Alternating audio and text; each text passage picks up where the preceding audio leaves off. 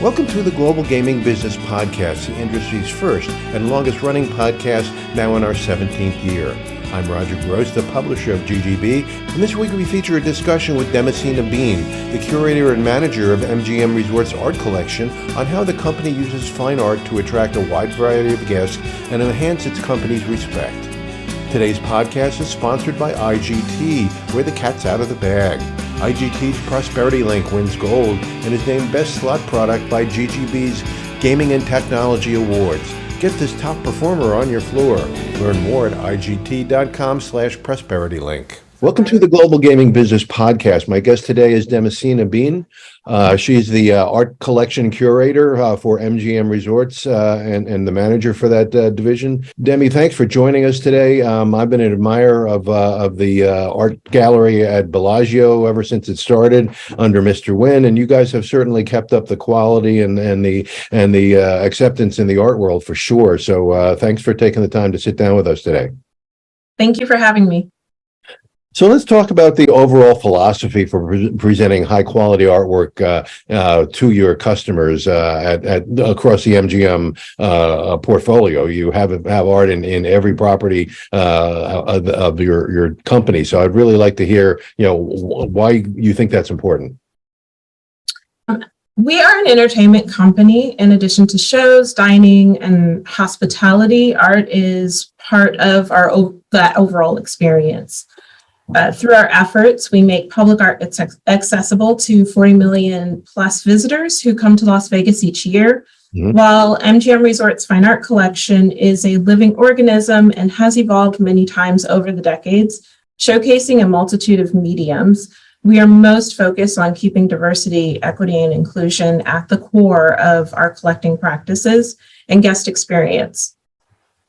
Through our strong commitment to art, we have a unique position to elevate and further the work of historically underrepresented artists and communities. And we have always believed that offering a public platform for art helps to expose audiences to new artistic encounters that may otherwise be inaccessible for our guests and community. And so we are honored to work with artists from a variety of backgrounds to bring new life to our properties and expose our visitors to beauty and culture. Okay. So is this really something that's just for the image of the company, or is there an actual ROI involved here that, when you purchase an art, a piece of art, it adds to the value of the company? It definitely adds to the value of the company and becomes an asset, but the real asset is the enhancement that we have for our guest experience and the pairing of art and luxury. Many of our guests are collectors themselves. They appreciate being surrounded by beautiful things. It helps to set us apart from other hospitality companies. So when I remember when City Center and Aria opened, there was a huge collection of big art installations outside. Some of them were quite quirky. Others were serious. The piece that's over the front desk at Aria is just stunning. So what was the reasoning behind placing that much art in that environment? The beauty of Aria and City Center is that this was a moment where you see a pivotal shift in the way that we embedded art into our design. And it really became a pairing of art and architecture. So for instance, with Maya Lin's sculpture behind the registration desk, that is a topographical representation of the Colorado River, which ends in Las Vegas. And as we were designing the property, we approached artists during the construction phase.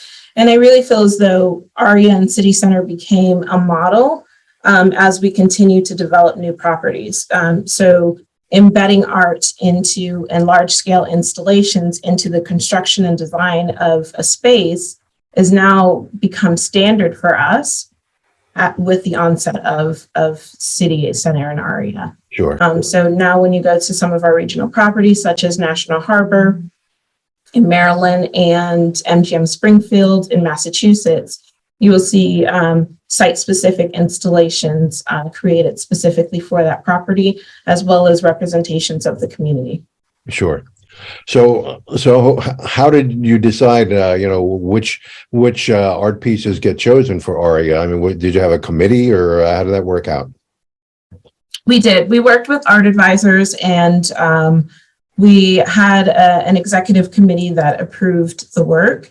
And it was really thinking of how we could showcase artists that were really of the time, such as Jenny Holzer. How could we bring new innovative ideas into the space, and works that felt monumental, such as Tony Craig, Maya Lin, James Nares, and Klaus Oldenburg. And how could we bring works that were unique and not readily available? So let's talk about the Bellagio Gallery of Fine Arts. Again, that is really a high-class gallery, recognized as one of the finest in the world. Do you operate the gallery as a typical gallery where you have pieces to sell, or is it really a place where people can come in and enjoy the art, and there is none of that selling going on? I would say that now there are opportunities to purchase artwork at Bellagio Gallery Fine Art, but that is more so with our Perrotin store, which is adjacent to the gallery. Okay. That is a partnership with Perrotin Gallery in New York, and we do have unique pieces of artworks as well as collectibles ranging from $20 to over $300,000 for a unique piece. In terms of the art gallery, I would say that it functions a bit more like a museum. Yeah. We bring rotating exhibitions.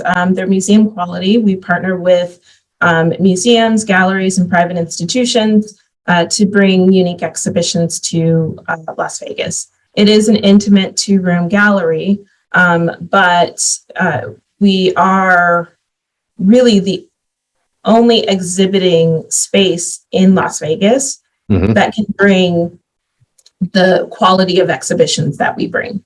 Okay. So it's very important that the gallery continues to exist and continues to reach to a wide collector base across the country and across the world, so that we can bring new and exciting things to our community in Las Vegas. Great.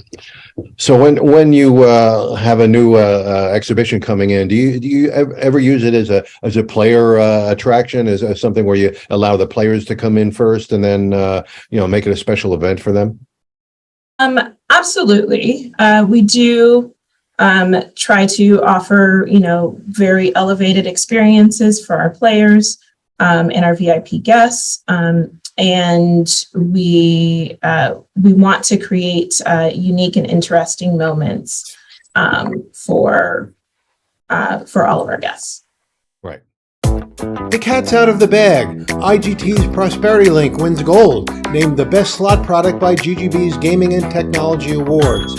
A top game performer since being released, Prosperity Link features the player favorite lock and respin bonus and the exciting free games bonus with either scatter or multiplier wilds. Prosperity Link will drive players to your floor with its popular game mechanics. Grab this exciting game while it's hot. Learn more at IGT.com/prosperitylink. So, you mentioned some of the really world-renowned artists you have in there, but you also said something. In the beginning, you were talking about discovering, lesser-known artists. Is that a big focus for you guys? Absolutely, yes. We don't want to just own blue chip artists. Right. We want to also help elevate under. I would say more emerging and mid-career artists as well, and offer a platform for recognition for them. Sure. As you mentioned, also you have these regional properties, you have art in them as well. I know at MGM Springfield, you tried to, really blend into the community. So did you use some local artists and things like that when you decided what to put into that property? Yes, absolutely. We search for artists from the region, from the area. MGM National Harbor, we did the same thing as well, to really make sure that we are representing the community. And we do that with our Las Vegas properties as well. And I would say in Springfield, we can highlight John Simpson's Indian motorcycle mural. Mm-hmm. In National Harbor, we can highlight Margaret Boozer, Martha Jackson Jarvis, and in Las Vegas, we have offered many platforms for our local artists as well as adding them to the collection. Is the art in all of these areas used to be attraction not just to the gamblers but to the non-gamblers, so that you can bring a wide range of customers into the properties? Absolutely. Much like having the conservatory at Bellagio or the fountains.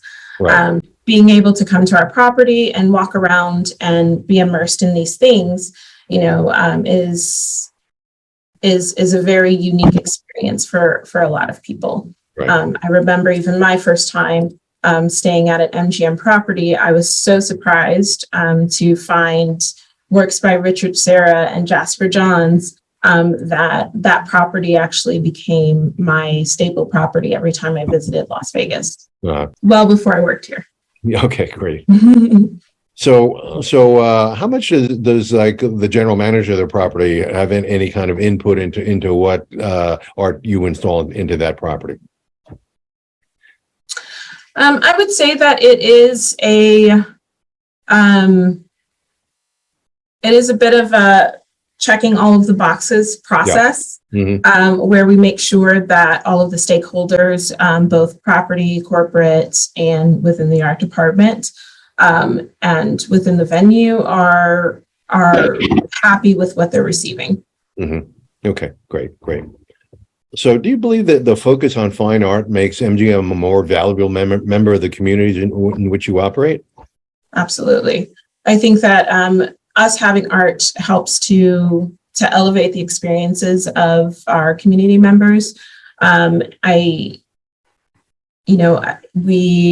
have students that come to visit. We actually had 3 tours this week of school children that came to visit the gallery and experience the exhibition that we have right now, which is Caledonia. It's a concert and film posters from the Ralph DeLuca collection, and it's celebration of Black performance history from the 1920s to the 1970s.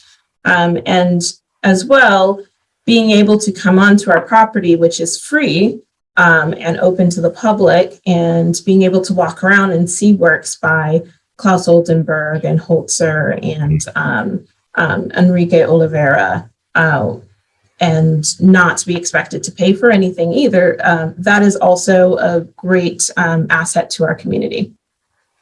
Great. And I know that you hold receptions and things like that in some of these galleries as well for charitable organizations and things like that. So that must really elevate the status of your company in those communities. Yes, absolutely. And with our players and our gaming customers, we offer those special experiences, which is really important to them as well. Right. They can have private tours as well. Upon their request and anything they need from their hosts. Sure.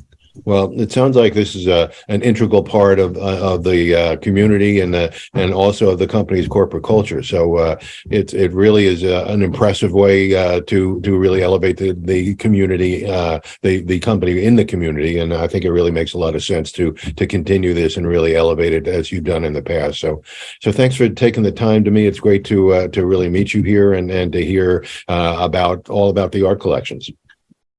Thank you. It's a pleasure to speak with you. Hope you enjoyed this week's podcast sponsored by IGT, where the cat's out of the bag. IGT's Prosperity Link wins gold and is named Best Slot Product by GGB's Gaming and Technology Awards. Get this top performer on your floor. Learn more at igt.com/prosperitylink. To learn more about art and how it's used in the casino setting, visit ggbmagazine.com and learn more about how casinos use design and non-gaming amenities by checking out casinostylemagazine.com. Subscribe to GGB News to get all the news of the gaming industry delivered to your desktop every Monday morning. Sign up at ggbnews.com and use the coupon code GGB180 for a free subscription.